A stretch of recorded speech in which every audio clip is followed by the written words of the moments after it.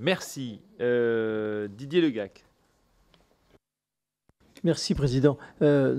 Écoutez, il a été répondu à mes interrogations. Je voulais poser deux questions sur les dépenses énergétiques et sur le fonds vert. Vous y avez répondu en partie, mais sur les dépenses énergétiques, quand même, Monsieur le Directeur, moi, je vous alerte, comme mes collègues l'ont fait avant, parce que, mais vous l'avez dit vous-même, les moyennes cachent souvent des situations dramatiques. Et quand vous parlez de 4%, je suis très étonné. Moi, je suis dans le département du Finistère. Alors, on a assez peu de communes très petites, 280 communes à l'échelle du département simplement.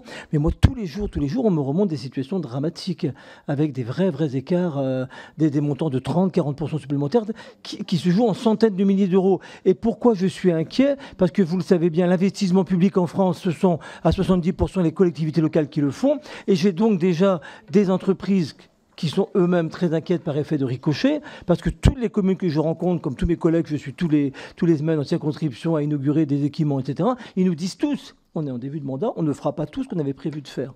Et donc derrière, c'est vraiment la commande publique qui va souffrir. Et quand je vous entends, alors je sais bien que vous avez la mesure de cette question, mais quand je vous entends relativiser en disant que c'est que 4%, etc., les 30 000 communes qui sont déjà aidées, attention, c'est peut-être une réalité, mais si c'est 28 000 communes qui n'ont pas d'équipement ou très peu d'équipements publics, bien sûr qu'ils n'ont pas beaucoup de dépenses énergétiques, mais tous les autres, moi je suis véritablement inquiet. Je vous dis, c'est des centaines de milliers d'euros. Et d'ailleurs, je attire même votre attention sur des dispositifs de surveillance particulière qu'il faut mettre en place assez rapidement avec les préfets ou avec les trésors publics, avec les TPG, parce que je pense qu'il va falloir mettre en place des dispositifs. J'entends des communes qui me disent qu'ils seront peut-être, qui auront du mal à voter leur budget en équilibre, même si la loi l'autorise et l'oblige. On vraiment gros point d'alerte sur ce sujet-là.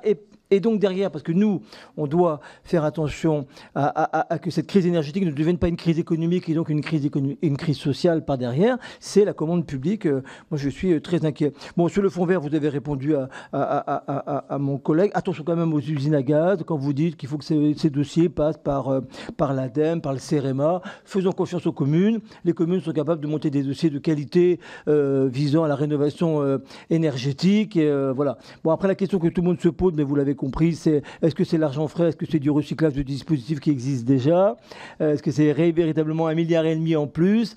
Vous avez répondu en partie seulement, mais et puis en termes de calendrier, est-ce que vous pouvez nous le préciser quand même, parce que les communes sont vraiment en attente, justement dans le contexte très délicat qu'ils connaissent. Est-ce que c'est, parce que là il y a la campagne DETR qui va démarrer d'abord, après il y a la DIL, est-ce que le fonds vert va se glisser entre les deux?